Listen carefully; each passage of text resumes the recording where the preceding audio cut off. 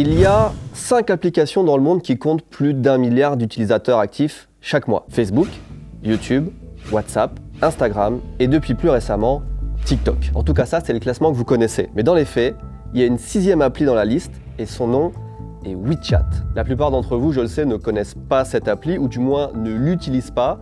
Et c'est normal. WeChat a la majorité de ses utilisateurs dans un seul pays. Presque 1 milliard de personnes utilisent WeChat au quotidien en Chine. Je laisse une petite pause pour vous laisser le temps d'assimiler l'information.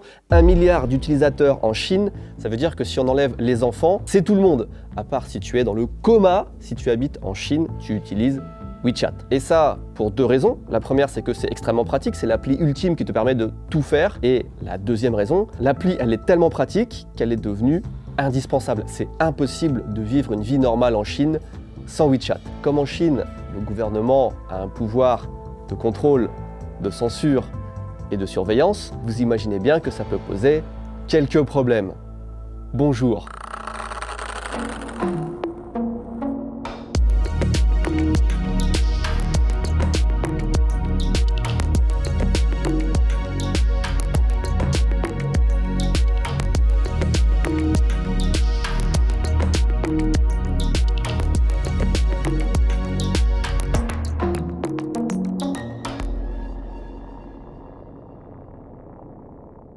On va parler aujourd'hui de censure et de protection des données, un sujet important qui est sponsorisé par CyberGhost VPN, bien évidemment. CyberGhost VPN protège vos appareils en cryptant vos données et en masquant votre adresse IP.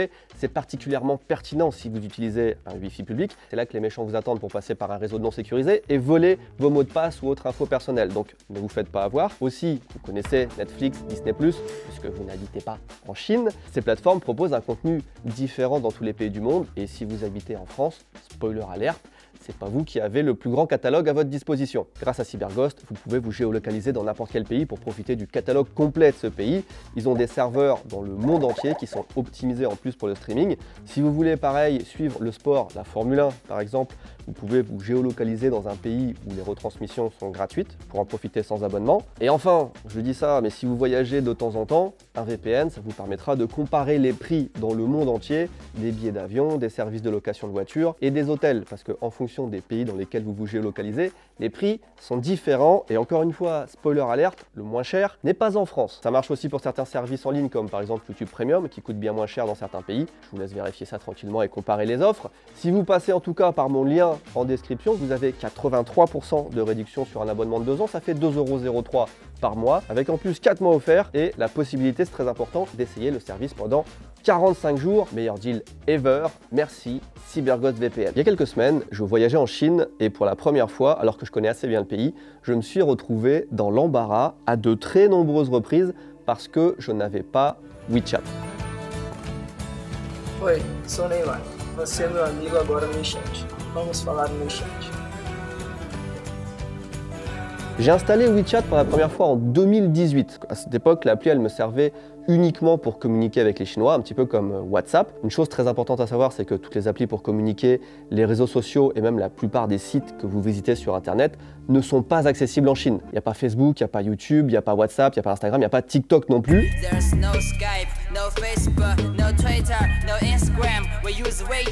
Les sites de news, Wikipédia, Netflix, ChatGPT, tout ça, ça ne fonctionne pas en Chine. Vous allez me dire, il y a des VPN, certes, mais déjà c'est pas une science exacte parce que la Chine aime pas les VPN, donc c'est une petite bataille constante entre eux. Et surtout, les VPN, ils vont te servir pour communiquer avec le reste du monde, pas avec les Chinois eux-mêmes. Donc j'insiste un petit peu pour que tout le monde comprenne bien que tu n'as pas le choix d'utiliser les applis chinoises en Chine. Donc je retourne en Chine avec mon appli WeChat il y a quelques semaines, mais premier problème, elle est bloquée. Pourquoi? Parce que je m'en suis pas servi depuis trop longtemps.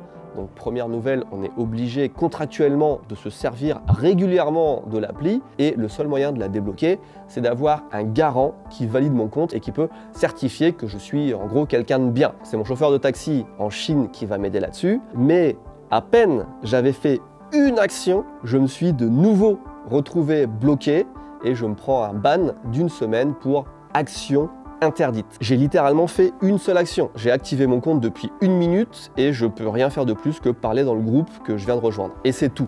Ça Ça veut dire que pour le reste du séjour, impossible de rajouter ou d'être ajouté par des nouveaux contacts, impossible de payer aussi des gens ou des commerces, impossible de parfois commander dans des restaurants parce qu'on a besoin de WeChat, etc., etc. Donc quand tu as une appli qui sert à tout faire, si tu ne peux pas utiliser l'appli en question, par définition, tu peux rien faire.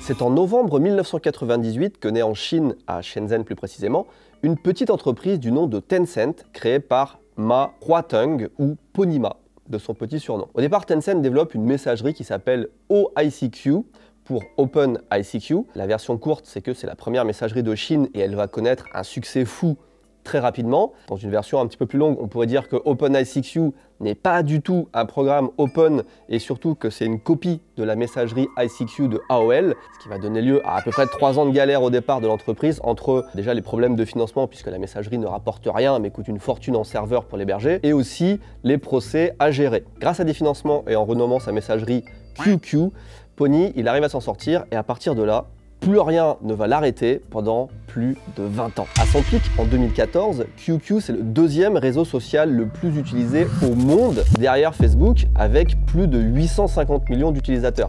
Le succès de cette messagerie est due à plusieurs choses. Déjà, les nouvelles fonctionnalités qui sont développées à des vitesses records. Dès qu'on a une idée, on la lance, et puis tant pis si ça bug un peu, on corrige en cours de route. Comme ça, on n'est jamais pris de court par la concurrence. Et surtout, on regarde ce que font les autres et on copie tout ce qui marche. Et le coup de génie, ce sera de copier la fonctionnalité d'une appli coréenne qui permette aux utilisateurs de personnifier leur avatar contre un petit peu d'argent. Ça a tellement bien marché, les gens ils ont lâché tellement de thunes là-dedans que QQ est devenu très rentable et ça sans abonnement payant et sans publicité. Le business model parfait qui permettra ensuite à l'entreprise de se concentrer 100% à l'expérience utilisateur et à son bon développement. On en est encore sur ordinateur. La vraie révolution, elle arrive en même temps que les smartphones, quelques années après. En janvier 2011, Tencent lance WeChat, ou plus précisément Weixin, qui est son nom en Chine, et WeChat, c'est la concurrence directe de QQ, mais pour smartphone. Parce que Pony, il est pas con. Il savait que transférer son appli QQ avec une base de données de plusieurs centaines de millions d'utilisateurs sur smartphone, ça se ferait pas du jour au lendemain. Et il voulait son clone de WhatsApp tout de suite. Donc il a décidé de lancer une autre appli en repartant de zéro. Et pour dire à quel point les Chinois sont efficaces, il lance l'idée en octobre 2010 et l'appli sort en janvier 2011. 3 mois ça a pris pour développer WeChat. Et le coup de génie, c'est même pas ça. Ponyma, il a lancé 3 teams qui développaient chacune la même application sans le savoir. Les 3 ont été lancés à peu près en même temps et c'est WeChat qui a remporté le plus de succès. Comme Tencent, ils étaient déjà blindés de thunes, ils ont pu pousser en même temps 3 applis et ne laisser aucune chance à la concurrence puisque c'était eux la seule concurrence sérieuse. La fonctionnalité qui fera le succès de WeChat par rapport aux autres, c'est surtout ce qu'on appelle Push to Talk, qui permet d'enregistrer des vocaux. C'est une fonctionnalité qui a été empruntée à un concurrent qui s'appelle Talkbox. Alors pour leur défense, ils ont quand même proposé à Talkbox de racheter la fonctionnalité, qu'ils ont refusé. Donc WeChat a tout simplement copié le système. Ça, c'est toute la politique de WeChat et de Tencent. Soit on rachète, soit on copie et on fait mieux. Et il faut comprendre qu'en Chine, c'est tout à fait normal de faire ça. Les histoires de brevets, de qui a eu l'idée en premier, ça leur passe vraiment au-dessus de la tête. C'est une autre façon de voir les choses, avec évidemment des mauvais côtés, mais aussi des avantages, certains, dont le fait qu'aucune entreprise chinoise n'est jamais bridée sur son territoire. En 2012, WeChat rajoute la fonctionnalité Moment sur l'appli, qui est un mix entre Instagram et Facebook. Ça cartonne et encore aujourd'hui c'est extrêmement utilisé. Ensuite ils ajoutent une fonction Video Call qui en gros reprend Skype et Friends Nearby qui est un équivalent de Tinder. Et c'est en janvier 2014 qu'il y a le premier jackpot de l'appli parce qu'à force de tout tester, ils découvrent une fonctionnalité qui va tout changer. Déjà en juin 2013, WeChat avait lancé son service de paiement WeChat Pay et ça marchait pas trop mal mais sans plus parce qu'à côté notamment tu avais Alipay qui dominait le marché depuis déjà 10 ans. Mais quelques mois plus tard, ils rajoutent une nouvelle option, un petit truc vraiment, je vous explique. Au Nouvel An, dans certains pays d'Asie, dont la Chine, il est commun de donner de l'argent à ses enfants, ses neveux, ses petits-enfants. En Chine, c'est offert dans une petite enveloppe rouge et l'idée de WeChat, c'était de lancer un service d'enveloppe rouge sur son appli pour que les gens ils puissent envoyer de l'argent pendant le Nouvel An directement sur WeChat. Le 1er janvier 2016, c'est-à-dire 2 ans pile après le lancement de la fonctionnalité, il y a eu, en une seule journée, 2,3 milliards de transactions. Ça a changé la façon de consommer de tout le pays. Le paiement par téléphone s'est généralisé à toutes les transactions de la vie quotidienne en juste quelques petites années. Aujourd'hui, le liquide c'est même plus accepté dans beaucoup d'endroits, et même une personne qui fait la manche dans la rue, elle va avoir dans son chapeau un QR code. Au lieu de récupérer des pièces de monnaie, elle récupère des dons sur WeChat. Et là, il y aurait toute une vidéo à faire sur la guerre vraiment que se sont livrés WeChat Pay et Alipay pour devenir le leader du paiement par mobile. Et c'est vraiment cette concurrence énorme qui a fait que le changement a été aussi rapide et aussi efficace. Et aujourd'hui, le gros vainqueur, c'est largement WeChat Pay. Mais heureusement que Alipay existe parce que même s'il n'est pas aussi répandu, il est quand même accepté dans beaucoup d'endroits et surtout il est moins restrictif sur les conditions d'utilisation. On peut lier une carte de paiement qui n'est pas chinoise et utiliser un numéro de téléphone étranger pour s'inscrire. C'est la solution qui me permet à moi de payer et du coup de vivre en Chine quand j'y suis. Alors non pas sans problème non plus parce que c'est galère pour plein d'autres raisons, mais c'est pas vraiment le sujet de cette vidéo. WeChat devient donc une appli à tout faire, messagerie, réseaux sociaux, rencontres, paiement, et à ce moment-là, elle compte déjà plus de 800 millions d'utilisateurs, mais il manque encore quelques petites choses avant d'en faire une super app, la seule et unique vraie super app au monde. En 2017, WeChat présente les mini-programmes. Ce sont des applis dans l'appli. Vous voulez jouer à un jeu, c'est dans WeChat. Vous voulez commander un McDo ou un taxi, c'est dans WeChat. WeChat en fait devient l'équivalent de l'App Store ou du Google Play Store. Et ça marche tellement fort qu'aujourd'hui, il y a autant de mini-programmes que d'applications pour Android et pour iOS réunis. Et ça marche parce que c'est d'une efficacité redoutable. Non seulement tout est centralisé, on peut commander un taxi en recevant l'argent de quelqu'un d'autre et tout en partageant sa position directement dans la messagerie, mais surtout c'est d'une rapidité incompréhensible. Il n'y a même pas de temps de chargement. On clique sur un jeu et il démarre, pas besoin de le télécharger. C'est trop efficace. Et là encore, comme à ses débuts avec QQ, Tencent a trouvé le business model parfait. Il se rémunère en prenant un pourcentage sur toutes les transactions qui passent par son système de paiement ou par son appli. Donc pour l'utilisateur, tout est gratuit et il y a aucune publicité. Je veux dire que quand les Chinois ils voient Facebook, Twitter ou n'importe quel site de news en France ou partout dans le monde qui sont remplis de pubs dans tous les sens, ils se foutent de nous parce que notre business model il est dégueulasse comparé à WeChat. Bref, aujourd'hui, WeChat c'est à la fois WhatsApp, Instagram, Facebook, Twitter, YouTube, Netflix, PayPal, Uber, Uber Eats, Ticketmaster, Tinder, Google Traduction et j'en passe. Ils ont même sorti en 2020 Channels qui est l'équivalent de TikTok pour WeChat. Il y a tout dedans. Donc tout ça, c'est d'un côté extrêmement pratique pour l'utilisateur, tout en rendant l'entreprise elle-même extrêmement riche. Donc c'est un win-win. C'est pour ça que beaucoup d'autres applis ont tenté de faire la même chose. Alipay, justement, en Chine, Line, au Japon, essaie de faire un système un peu similaire, mais ça marche pas du tout. Et récemment, Elon Musk a lancé l'idée de faire la même chose avec Twitter. Mais il y a quand même, et je pense que vous l'avez compris, un problème de taille. WeChat, c'est tout sur tout le monde. Sans exagérer, trouver quelqu'un qui n'utilise pas WeChat en Chine, c'est du domaine du challenge. Et j'exagérais à peine quand je disais qu'il fallait être dans le coma pour pas utiliser l'appli. Les seuls qui sont laissés à l'écart, vraiment, ce sont les personnes qui sont extrêmement âgées, les personnes handicapées ou celles qui sont dans une situation d'extrême pauvreté. C'est vraiment des extrêmes. WeChat en Chine, c'est 34% du trafic internet et 30% du temps passé en ligne par les internautes, avec une moyenne de 70 minutes par jour par personne. Et en chinois, fait en moyenne plusieurs dizaines d'actions par jour sur son appli. Donc vous l'avez maintenant compris, mais je le répète une dernière fois, ça veut dire que WeChat, c'est tout le temps où vous êtes, ce que vous achetez, ce que vous lisez, avec qui vous communiquez et même ce que vous dites. Comment sont traitées et conservées toutes ces données? C'est quelque chose qui, logiquement, prête à se poser pas mal de questions. Eh bien pas en Chine. En Chine, tout le monde sait que le Parti communiste, il contrôle tout. Le gouvernement, non seulement il a accès à toutes les données, mais ça va plus loin que ça, il censure l'appli et contrôle son développement. Le gouvernement en Chine, il a vraiment le droit de vie ou de mort sur n'importe quelle entreprise, et si WeChat se plie pas à la règle, c'est la fin.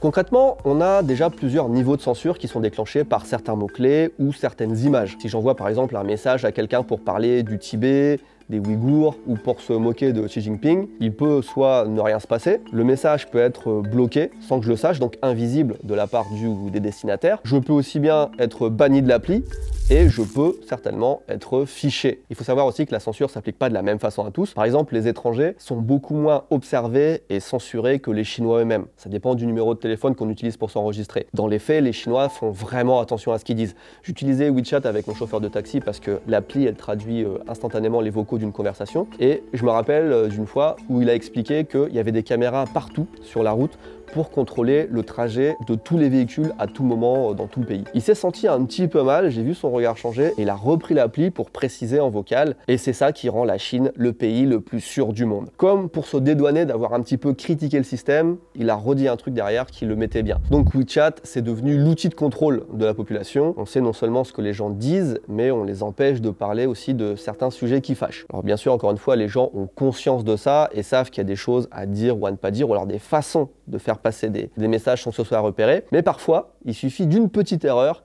et c'est fini. Par exemple, l'année dernière, en 2022, il y a eu beaucoup de manifestations dues aux restrictions liées au Covid, qui étaient vraiment trop restrictives et depuis trop longtemps. Et ben, à cette époque-là, poster une simple photo de manifestation dans un groupe WeChat, ça voulait dire perdre son compte. Et c'est vrai du coup qu'il n'y a pas que les personnes qui sont dans le coma qui ne peuvent pas utiliser WeChat, il y a aussi les personnes qui ont été activement banni. Je vais vous lire un message traduit d'un utilisateur chinois qui a perdu son compte. C'était adressé au SAV de Tencent sur Weibo, c'est l'équivalent de Twitter en Chine, que Tencent aussi a copié, entre parenthèses. J'ai été plongé dans un état de détresse mentale terrible à cause du stress lié aux récentes mesures de prévention de la pandémie. J'ai perdu mon sang-froid et j'ai eu des paroles déplacées dans un chat de groupe avec 6 personnes. J'ai pris conscience de mon erreur. J'espère que Tencent pourra m'accorder une seconde chance pour repartir sur de bonnes bases. Je ne laisserai tomber ni le parti, ni le pays. Donc ça, c'est des mecs qui sont vraiment en train de supplier littéralement Tencent de réactiver leur compte parce qu'au quotidien, ils peuvent plus rien faire. Tout ça parce qu'ils ont publié une photo d'une manifestation. Et là, peut-être que vous vous dites, c'est la Chine, c'est dommage pour eux, mais ça ne me concerne pas. Eh bien, c'est pas si sûr.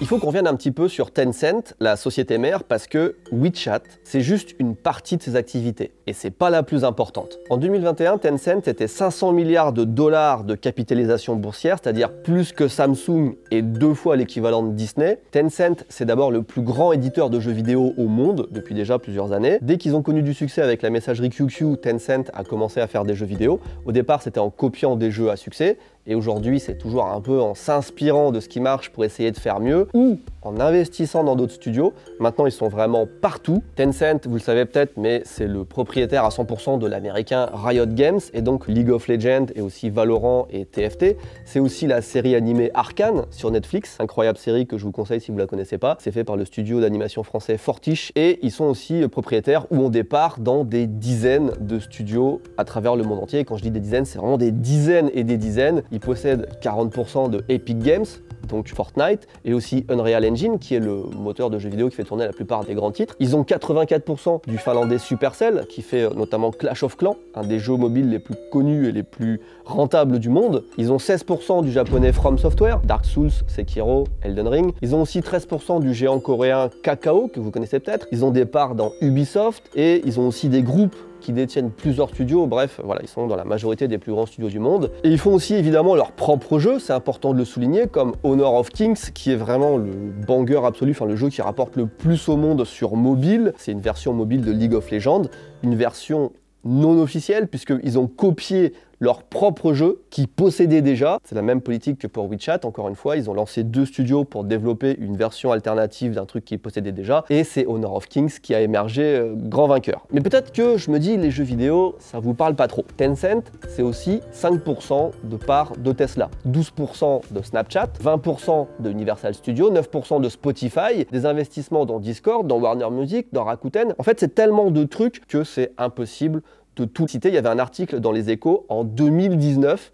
qui disait déjà à l'époque que Tencent, ils avaient investi dans plus de 700 entreprises dans le monde. Et ça ne compte pas évidemment les milliers de partenariats en parallèle qui sont développés avec d'autres entreprises dans tous les pays. On a tous déjà utilisé au moins une fois, mais probablement bien plus que ça, un service qui a une ramification avec Tencent. Donc le problème avec WeChat en Chine, potentiellement, on l'a partout dans le monde avec Tencent. Là, vous pensez certainement que le plus grand danger, c'est que le gouvernement chinois, potentiellement, par le contrôle qu'il a sur Tencent, il a accès à toutes vos informations personnelles.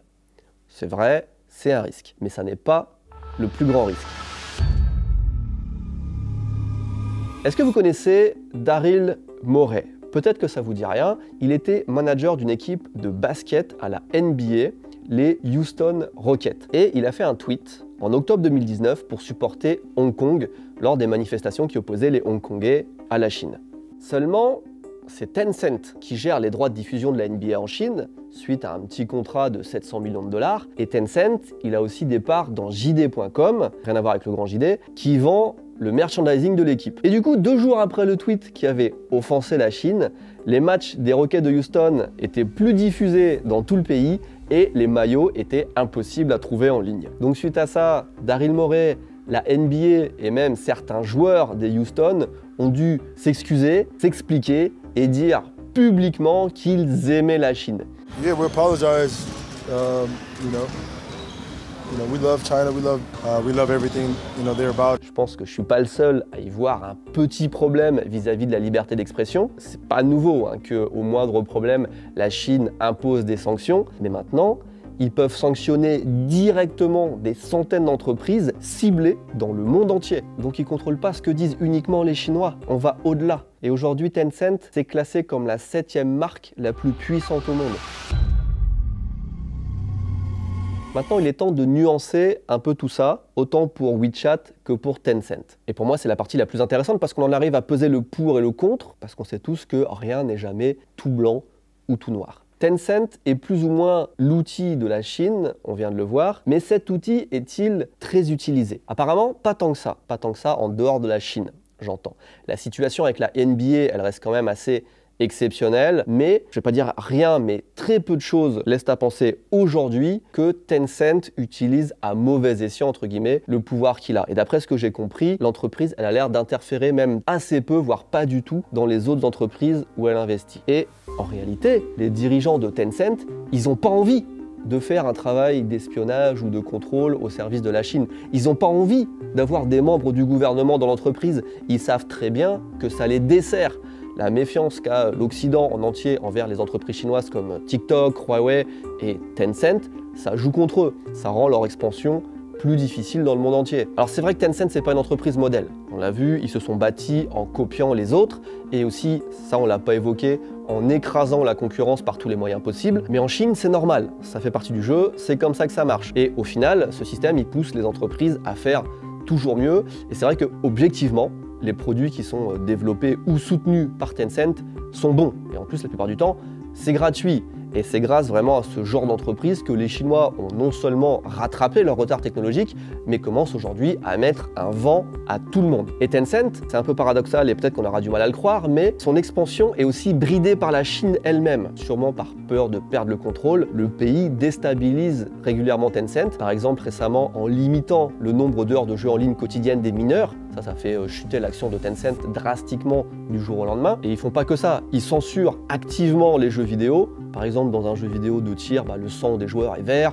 On met aussi des messages communistes un petit peu partout. On change tout ce qui est un petit peu trop sexy. Parfois même, ça suffit pas. Depuis 2021, Fortnite est carrément interdit en Chine. Et ça, quand ton business model, c'est le jeu vidéo, ça t'aide pas. Ils font aussi, en plus, le gouvernement payer souvent des milliards de contraventions parce que la censure, d'après eux, n'est pas assez bien respectée par WeChat ou par Tencent. Donc au final, on estime que toute la pression que met la Chine sur l'entreprise, ça fait que la capitalisation boursière de Tencent serait environ 2 fois plus élevée s'il n'y avait pas tous ces problèmes. Donc ils ont perdu en gros 500 milliards de dollars. D'ailleurs, elle est passée de la 11e place en 2021 à la 18e place aujourd'hui, passant de 568 milliards de dollars à 380 milliards de dollars. Alors ça reste autant que Nike, Netflix et Airbnb combinés, mais à cause de ces sanctions, l'entreprise elle ne suit pas les mêmes trajets que les autres géants de la tech américains qui voient leur capitalisation s'envoler sans arrêt. Et d'ailleurs c'est pareil pour Alibaba, l'autre géant chinois comme ça qui contrôle plein de trucs et qui prend beaucoup d'importance. Dès qu'une entreprise est trop grosse en Chine ou trop influente, le gouvernement la brise, la casse en deux, l'empêche de s'étendre. Donc Tencent, non seulement n'a pas le choix de répondre aux exigences du Parti communiste, n'importe quelle entreprise ferait pareil, mais en plus subit ses foudres. Du côté de WeChat, un petit peu plus compliqué parce que, comme je l'ai dit, c'est devenu essentiel vraiment au quotidien des Chinois. Donc l'appli fait un petit peu peur. Amnesty International lui donne par exemple un score de 0 sur 100 sur la transparence d'utilisation de ses données et elle est même bannie en Inde, par exemple, et il y a beaucoup d'autres pays qui pensent à faire la même chose. Mais c'est indéniable que WeChat a amélioré le quotidien des Chinois. que ce soit avec le système de paiement qui est ultra efficace, les mini-programmes qui sont rapides et super optimisés, et surtout l'interconnexion de tout. On n'a presque jamais besoin de créer un compte pour quoi que ce soit, tout est lié à son profil WeChat et payé par son compte WeChat Pay. Par exemple, si tu veux commander quelque chose en ligne, même sur une boutique que tu utilises pour la première fois, tu passes par un mini-programme de WeChat, t'as pas besoin de t'inscrire, t'as pas besoin de choisir un mot de passe, t'as pas besoin de rentrer une adresse, de choisir un moyen de paiement, tout est géré par WeChat. Le tracking de ton colis, il est directement envoyé sur WeChat. Tu veux envoyer un message au service après-vente ou au livreur, un clic sur WeChat. Tu veux suivre toutes tes dépenses mensuelles, et ben du coup, tout est centralisé sur WeChat. C'est tellement pratique.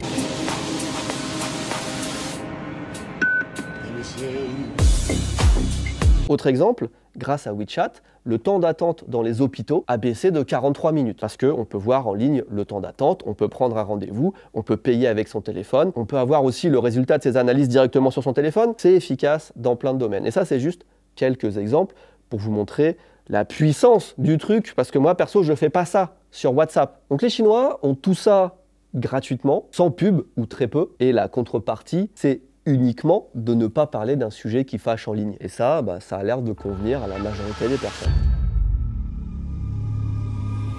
Ça n'arrivera pas chez nous. En tout cas, pas de cette façon, et ce pour plein de raisons.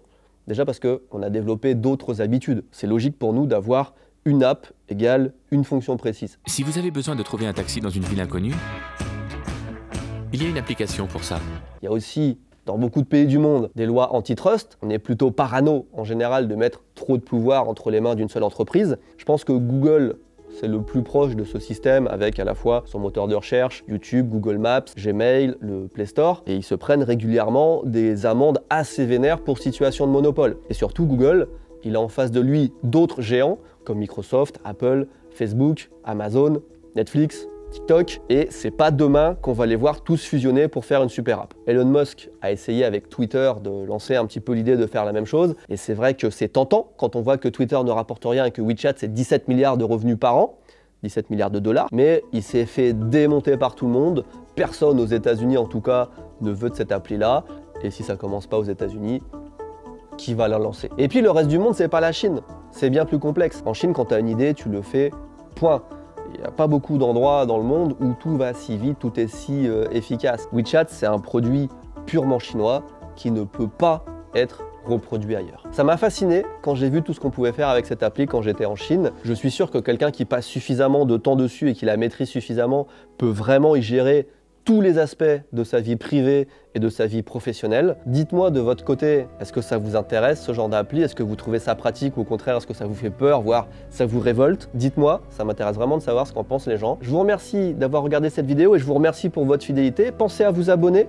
J'ai une autre vidéo du même style en préparation pour bientôt. Merci à CyberGhost VPN également, toujours présent. C'est important de protéger ces données, vous vous en rendez compte maintenant, et ils peuvent vous donner un sérieux coup de main là-dessus, en plus de débloquer le contenu géolocalisé. Le lien dans la description vous renvoie directement sur la meilleure offre du moment. Je vous fais des bisous. Bye!